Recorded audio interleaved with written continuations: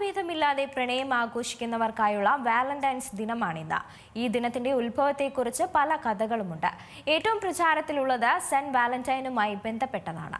ഫെബ്രുവരി 7 മുതൽ തുടങ്ങി ഒരാഴ്ച നീണ്ടു നിൽക്കുന്ന ആഘോഷങ്ങൾക്ക് ശേഷമാണ് വാലന്റൈൻസ് ഡേ. ഓരോ വർഷവും വാലന്റൈൻ വീക്ക് വ്യത്യസ്തമാക്കിയും കളർഫുള്ളാക്കിയും ആഘോഷിക്കാറുണ്ട്. വാലന്റൈൻസ് ഡേയുമായി ബന്ധപ്പെട്ട് പല കഥകളുണ്ടെങ്കിലും ഏറ്റവും പ്രചാരത്തിലുള്ളത് റോമൻ ആഘോഷമായ ലൂപ്പർകാലിയുമായി ബന്ധപ്പെട്ടതാണ്. ഫെബ്രുവരിയുടെ മധ്യകാലത്താണ് ലൂപ്പർകാലി ആഘോഷിക്കുന്നത്. അവിവാഹിതരായ പുരുഷന്മാരും സ്ത്രീകളും ഉൾപ്പെടുന്ന ആഘോഷമായിരുന്നു ഇത്.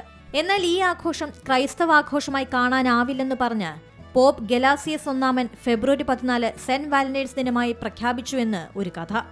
മറ്റൊരു കഥയുള്ളത് ക്ലോഡിയസ് ചക്രവർത്തി റോം ഭരിച്ചിരുന്ന കാലത്ത് കത്തോലിക്ക സഭയുടെ ബിഷപ്പായിരുന്നത് വാലന്റൈൻ എന്നൊരാളായിരുന്നു.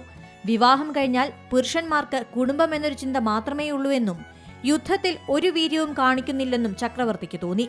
അങ്ങനെ ചക്രവർത്തി റോമിൽ വിവാഹം നിരോധിച്ചു. എന്നാൽ ബിഷപ്പ് വാലന്റൈൻ പരസ്പരം സ്നേഹിക്കുന്നവരെ മനസ്സിലാക്കി വിവാഹം രഹസ്യമായി നടത്തിക്കൊടുക്കാൻ തുടങ്ങി. വിവരമറിഞ്ഞ ക്ലോഡിയസ് ചക്രവർത്തി വാലന്റൈനെ ജയിലിലടച്ചു. ജയിലറുടെ അന്ധയായ മകളുമായി ബിഷപ്പ് വാലന്റൈൻ സ്നേഹത്തിലായി.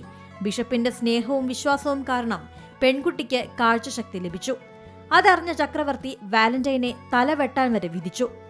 തലവെട്ടാൻ കൊണ്ടുപോകുന്നതിന് മുൻപ് പെൺകുട്ടിക്ക് വാലന്റൈൻ ഫ്രം യുവർ വാലന്റൈൻ എന്നെഴുതിയൊരു കുറിപ്പ് വെച്ചു.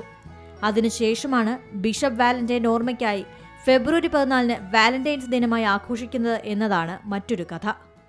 News desk Zee Malayalam news. ഏറ്റവും പുതിയ വാർത്തകളും വിശേഷങ്ങളും വിരൽത്തുമ്പിലറിയാൻ സീ മലയാളം ന്യൂസ് എല്ലാ ഡിജിറ്റൽ പ്ലാറ്റ്ഫോമുകളിലും ലഭ്യം.